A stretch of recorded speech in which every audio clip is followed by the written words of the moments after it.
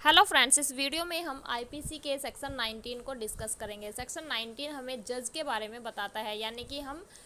कब एक व्यक्ति को जज मानेंगे, तो यह हमें सेक्शन 19 बताता है। सबसे पहले हम सेक्शन 19 की लैंग्वेज देखते हैं। द वर्ड जज denotes not only every person who is officially designated as a जज, यानी कि सिर्फ वो ही व्यक्ति जज नहीं होगा जिसको ऑफिशियली डेजिग्नेटेड किया गया है एज ए जज, बट ऑल्सो एवरी पर्सन, लेकिन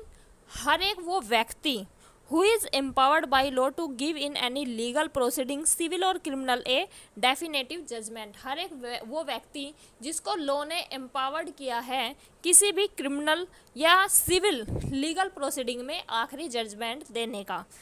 तो अगर कोई व्यक्ति लॉ द्वारा एम्पावर्ड है और वो किसी भी लीगल प्रोसीडिंग में, सिविल हो या क्रिमिनल में, एक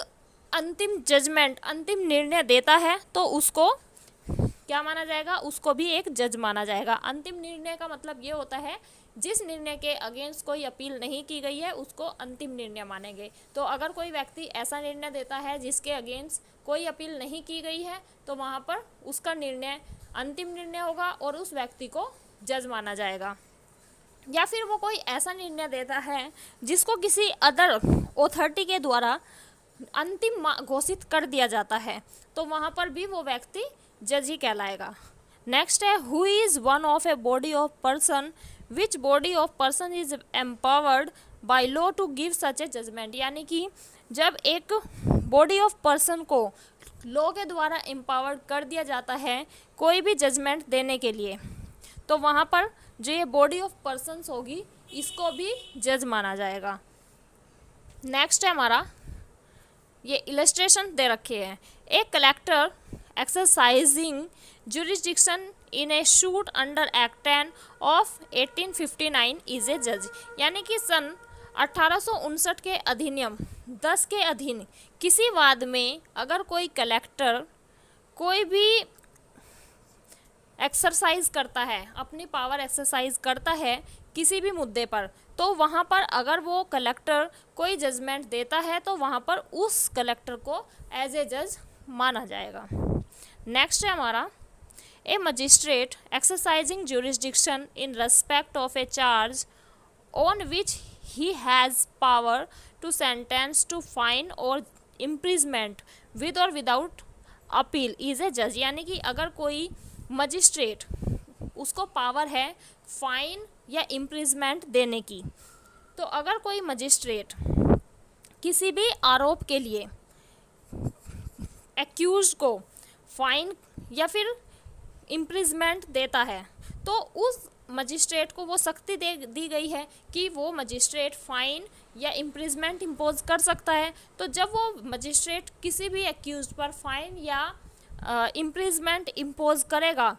भले ही वो अपीलेबल हो या नॉन अपीलेबल, यानी कि उस निर्णय के अगेंस्ट चाहे अपील की गई हो या ना की गई हो, तो जब वो मजिस्ट्रेट अपनी शक्ति का, पावर का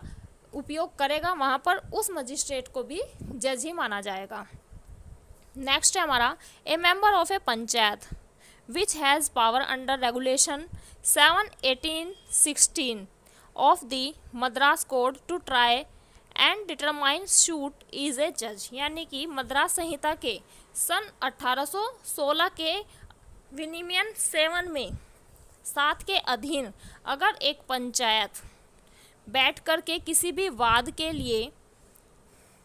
किसी भी मुद्दे पर कोई निर्णय देती है, तो जो पंचायत का मेन मेंबर होगा, पंचायत का जो सदस्य मेन होगा, उसको न्यायाधीश माना जाएगा, यानी कि उसको भी हम एज ए जज ही मानेंगे। जो हमारी पंचायत का हेड होता है, अगर वो रेगुलेशन 7/1816 के अंडर कोई भी जजमेंट देता है तो उसको जज मानते हैं। नेक्स्ट है हमारा, a magistrate exercising jurisdiction in respect of a charge on which he has power only to commit for trial to another court is not a judge, यानी कि अगर किसी मजिस्ट्रेट को सिर्फ इतनी पावर दी गई है कि वो किसी भी मुद्दे को, किसी भी मुकदमे को अन्य न्यायालय, किसी भी अदर कोर्ट में ट्रांसफ़र करे या फिर उसको सिर्फ चार्ज फ्रेम करे, तो वहाँ पर उस मजिस्ट्रेट को एज ए जज नहीं माना जाएगा, क्योंकि उस मजिस्ट्रेट ने उस मुकदमे में उस मुद्दे पर कोई भी अंतिम निर्णय नहीं दिया है। तो यहाँ पर क्या माना जाएगा, यहाँ पर उसको जज नहीं माना जाएगा। ये हमें सेक्शन 19 बताता है। तो इसमें अलग जज की अलग अलग तरीके से डेफिनेशन दी गई है और ये बताया गया है कि जज सिर्फ वही व्यक्ति नहीं माना जाएगा जिसको कोर्ट ने एज ए डेजिग्नेशन दी है कि वो जजेबल की। ये भी जितने सारे इसमें आगे अलग अलग डिफाइन किए गए हैं, ये सब भी एज ए जज ही माने जाएंगे। सो आई होप आपको सेक्शन 19 समझ में आया होगा। Thank you.